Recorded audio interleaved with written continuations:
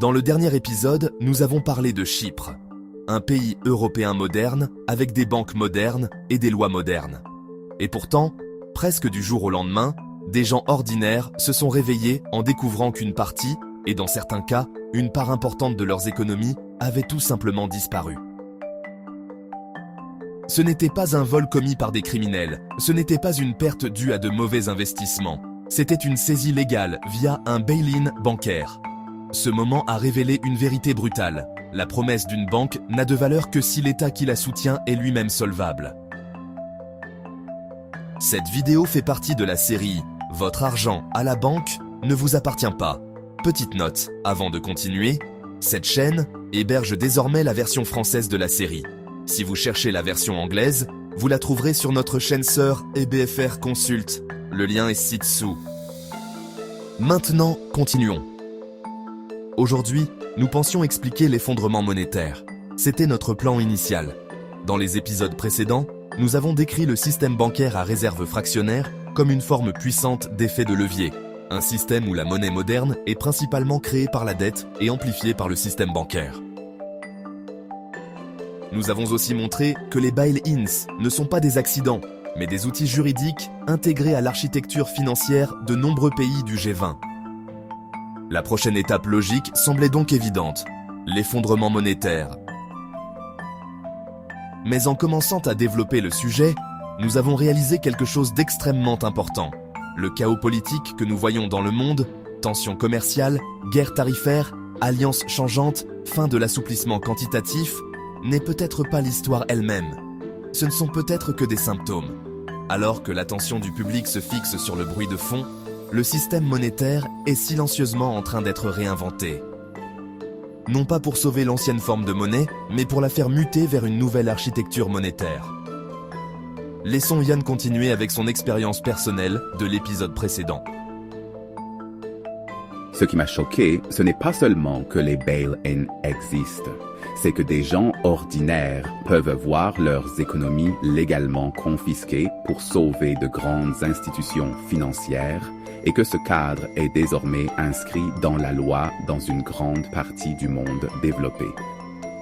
Mais en poursuivant mes recherches, j'ai réalisé quelque chose d'encore plus troublant. Si l'argent à la banque ne vous appartient pas vraiment, alors l'argent lui-même, qu'il soit à la banque ou en dehors, peut perdre toute sa valeur. C'est ce que nous appelons un effondrement monétaire.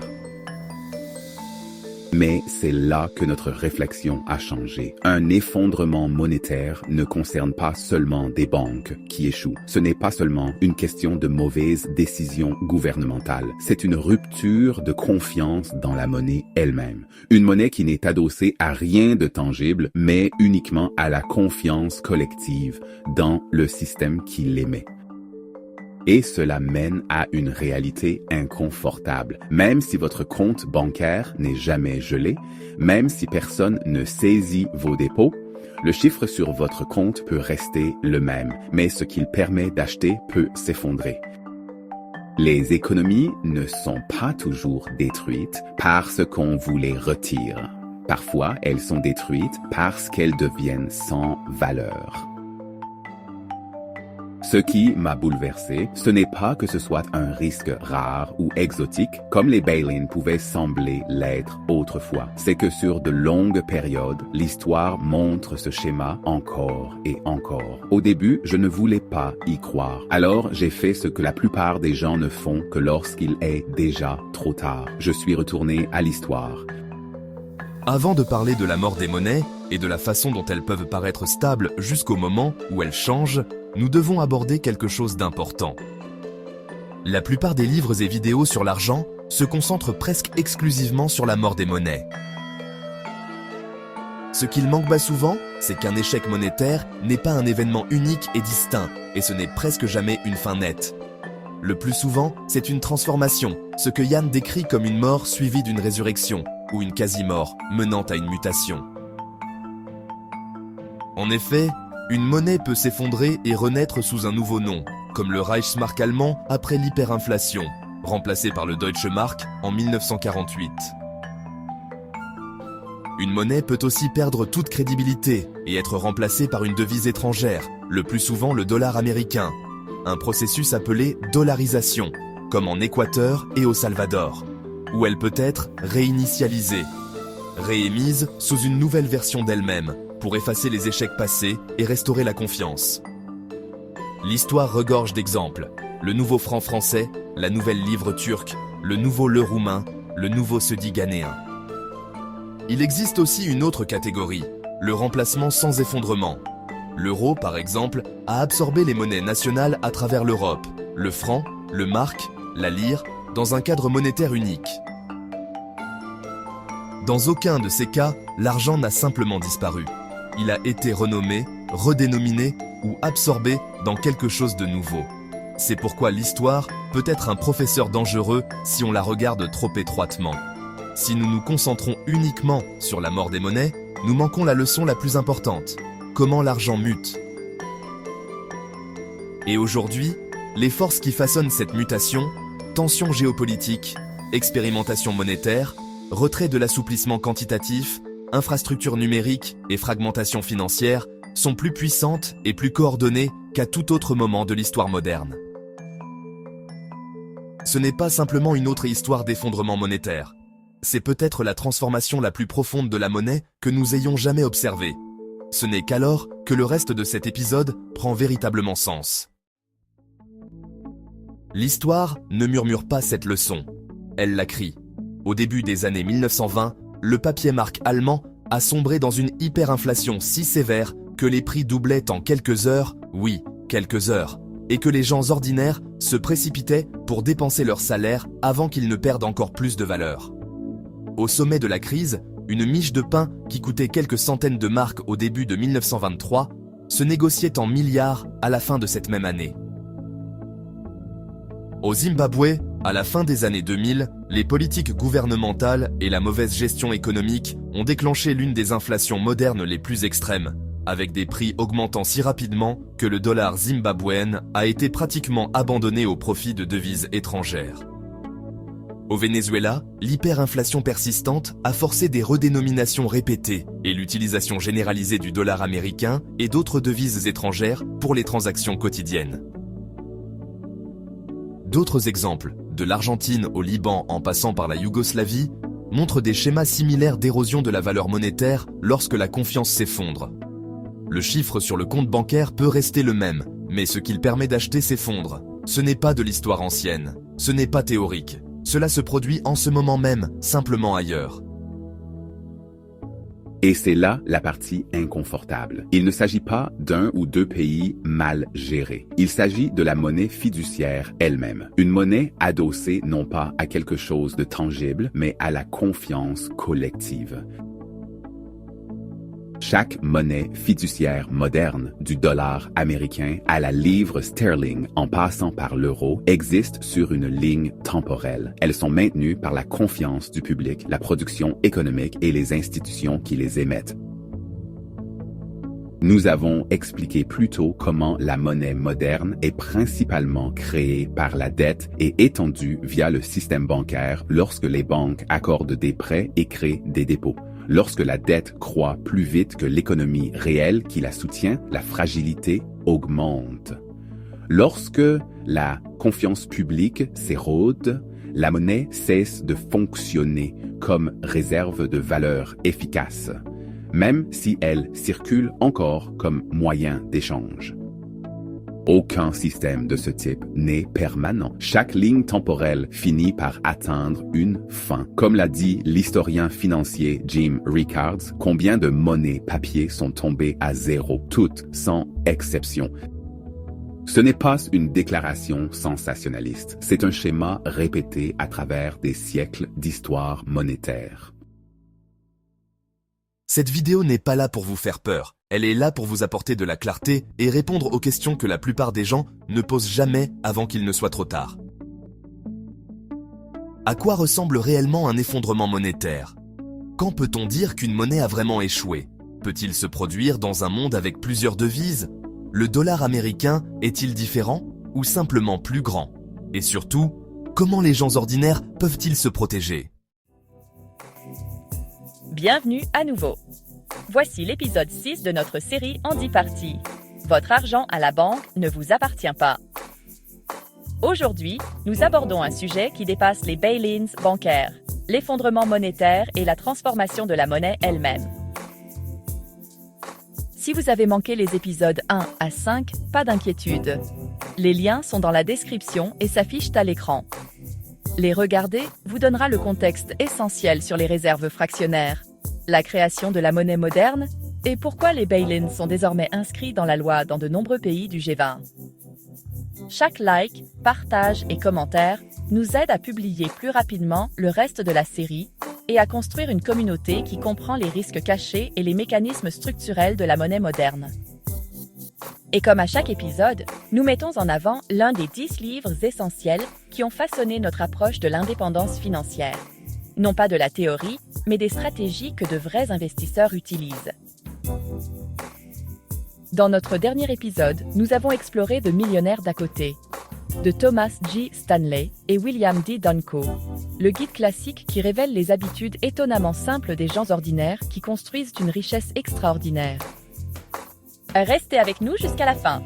Plus tard dans cet épisode, nous verrons à quoi ressemble réellement un effondrement monétaire, pourquoi même les monnaies fiduciaires sûres peuvent être vulnérables et les mesures pratiques que chacun peut prendre pour protéger son épargne. Alors abonnez-vous et plongeons dans les réalités brutes de la monnaie elle-même, ce qu'elle peut vraiment faire et ce qui se passe lorsque la confiance s'érode. La plupart des gens imaginent un effondrement monétaire comme une journée unique et cataclysmique où leur pays, où le monde s'effondre. En réalité, c'est un processus, une détérioration lente sur des décennies, suivie d'une phase extrêmement rapide sur quelques mois. Des années de dégâts structurels s'accumulent silencieusement, jusqu'à ce que l'implosion finale se produise en quelques heures seulement. Un effondrement monétaire est avant tout une fracture de confiance. Il se produit au moment précis où la population réalise collectivement que les promesses du gouvernement sont rompues et que les chiffres sur leur compte bancaire ne sont plus réels. Une fois ce basculement psychologique enclenché, l'effondrement devient une chute exponentielle, incontrôlable. Cependant, les gouvernements sont rarement pris au dépourvu. Ils peuvent anticiper l'effondrement et préparer discrètement la transition vers une nouvelle monnaie, pendant que l'ancienne est encore à l'agonie. Mais voici la plus grande surprise. Cette transition s'accompagne toujours d'un transfert massif de richesses.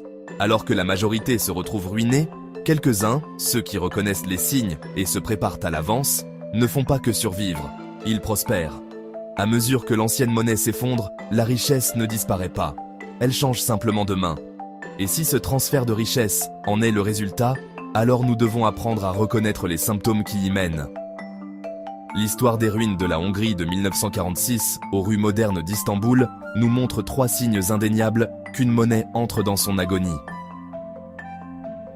Premier symptôme, l'illusion des prix.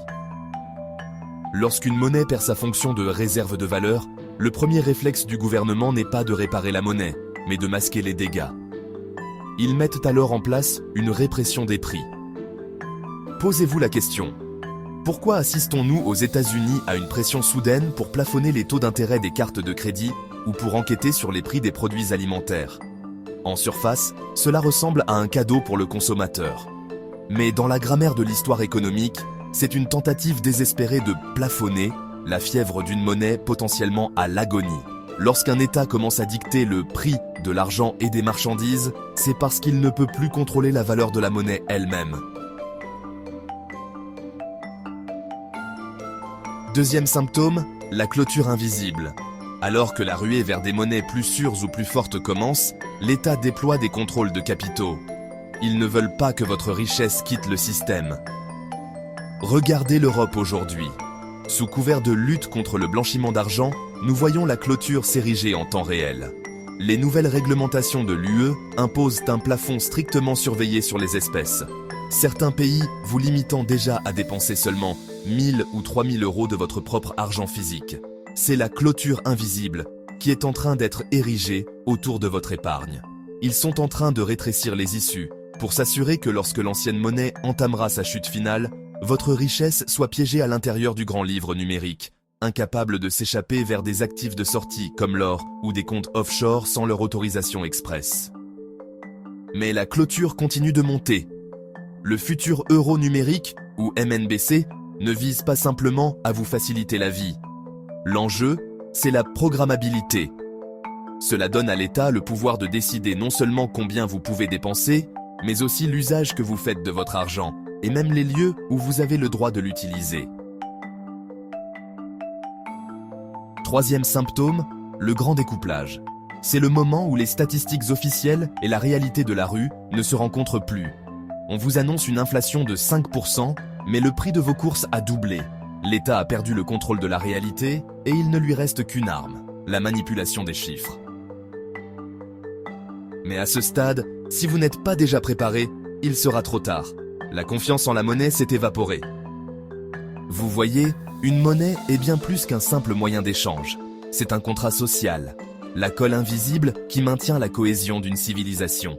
Quand ce contrat est rompu, la colle se dissout. À mesure que le tissu social s'effiloche, nous voyons les mêmes résultats tragiques se répéter à travers l'histoire.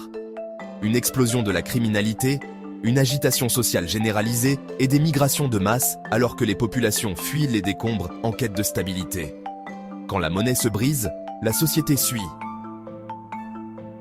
Si vous pensez qu'une économie numérique sera plus sûre, vous vous trompez. Restez avec nous, car nous allons maintenant révéler la ville fantôme numérique, l'équivalent moderne des rayons vides. C'est une réalité qui peut paralyser votre vie sans qu'une seule personne n'ait besoin de descendre dans la rue. À travers les siècles, il y a eu de nombreuses monnaies de réserve mondiale. Le cruzado portugais, le réal espagnol, le florin néerlandais, le franc français et, plus récemment, la livre sterling. Considérez une monnaie de réserve mondiale comme une monnaie universelle, la devise principale que les nations et les entreprises choisissent de détenir en vaste quantité pour le commerce international et les paiements mondiaux. Pendant plus d'un siècle, approximativement de 1815 à 1920, la livre sterling était cette monnaie universelle. Londres était le cœur financier du monde, et la livre était soutenue par l'étalon or ainsi que par l'immense influence de l'Empire britannique. Mais le coût de l'Empire est élevé. La Grande-Bretagne s'est retrouvée plongée dans la dette, un fardeau qui a grandi de manière exponentielle après la Première et la Seconde Guerre mondiale.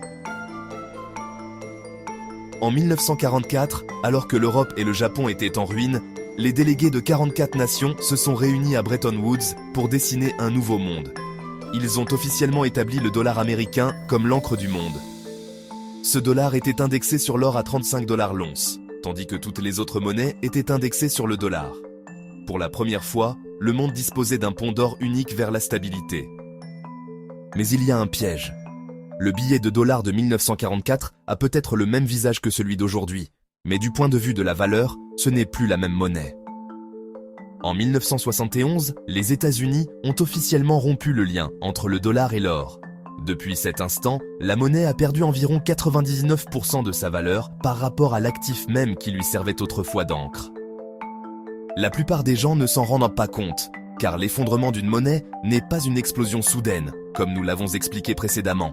C'est une érosion lente et silencieuse qui s'étale sur des décennies, un vol de temps et de travail si graduel que la victime ne pense jamais à hurler. Tout comme la livre sterling avant lui, les États-Unis ont désormais atteint un niveau de dette qui ne peut plus être remboursé. En 2026, la dette nationale américaine s'élève au chiffre vertigineux de 38 000 milliards de dollars, soit un ratio dette-PIB de 124%. Les États-Unis sont entrés dans le piège de la dette, où ils doivent emprunter davantage d'argent simplement pour payer les intérêts de l'argent qu'ils doivent déjà. L'histoire nous dit exactement ce qui arrive ensuite. Lorsqu'un empire ne peut plus payer ses factures, il ne se contente pas de faire faillite. Il fait muter sa monnaie pour repartir de zéro. Mais cette dette ne reste pas confinée à l'Amérique. Elle déclenche une réaction en chaîne à travers le globe. Pour rester compétitifs, les autres pays sont contraints de dévaluer intentionnellement leur propre monnaie, simplement pour suivre la chute du dollar. Considérez cela comme une course vers le bas. Aucune nation ne veut que sa monnaie soit trop forte, car cela rend ses exportations trop chères et ses dettes impossibles à payer. Alors, elles commencent toutes à s'aborder leur monnaie en même temps. Ce n'est pas seulement la crise d'un seul pays, C'est une compétition mondiale qui détruit le pouvoir d'achat à une vitesse record, vous laissant, vous, le travailleur et l'épargnant, pris entre deux feux, peu importe où vous vivez sur la planète. Mais recentrons-nous sur le dollar américain un instant. En 2026, il est toujours la monnaie de réserve mondiale, mais il est pris dans un piège d'un genre particulier. Pendant des années, nous avons regardé vers le passé pour comprendre l'effondrement des monnaies. Mais la fin du dollar tel que nous le connaissons, ou plutôt, sa mutation ne sera pas bruyante. Elle sera silencieuse. À l'heure actuelle, 134 pays, représentant un chiffre colossal de 98% du PIB mondial, lancent ou testent leurs propres MNBC, monnaie numérique de banque centrale. Ils font muter leur argent pour en faire une cage numérique. Mais les États-Unis constituent l'exception massive. Au lieu d'une application gérée par le gouvernement, les États-Unis utilisent le Genius Act de 2025 pour laisser des entreprises privées construire l'architecture à leur place. C'est un pont public-privé. Les États-Unis donnent le pouvoir aux géants des stablecoins comme Tether, Circle, Ripple et PayPal pour devenir le système de distribution mondial du dollar. Mais ne vous y trompez pas, le Genius Act garantit que l'État garde les clés du péage. Selon la loi, ces émetteurs privés doivent fournir la capacité technologique de saisir, geler ou détruire des actifs d'un simple clic numérique. Pourquoi un gouvernement l'utiliserait-il? Pour stopper la fuite des capitaux. Lors de l'effondrement d'une monnaie, le plus grand ennemi de l'État, c'est vous. Vous qui essayez de sauver votre famille en déplaçant votre richesse vers des actifs qui protègent contre la dévaluation monétaire. Ils n'ont plus besoin de verrouiller les portes des banques. Ils se contentent de reprogrammer l'argent. Ils peuvent marquer vos crédits comme non transférables ou geler votre accès aux valeurs refuges en quelques millisecondes. Les ponts ne sont plus seulement des passages, ils sont devenus des portails. Et les gardiens ne laisseront passer que ceux qui se plient aux règles de l'effondrement. Les brouettes remplies de billets sans valeur appartiennent au passé. Aujourd'hui, l'usage de l'argent liquide est étranglé jusqu'à son élimination totale. Ironiquement, ils appellent cela l'inclusion numérique. Mais nous préférons un terme plus honnête. La ville fantôme numérique. Si vous pensez qu'il s'agit d'une exagération, regardez le système de crédit social en Chine. Ils ont prouvé qu'il n'est pas nécessaire de contrôler les pensées d'une personne pour contrôler son comportement. Il suffit de contrôler son accès à son propre argent et l'usage qu'elle en fait. Restez avec nous, car nous allons maintenant vous révéler pourquoi la garantie du gouvernement sur vos dépôts bancaires n'est qu'un bouclier dérisoire face à l'effondrement monétaire d'un système de ville fantôme numérique.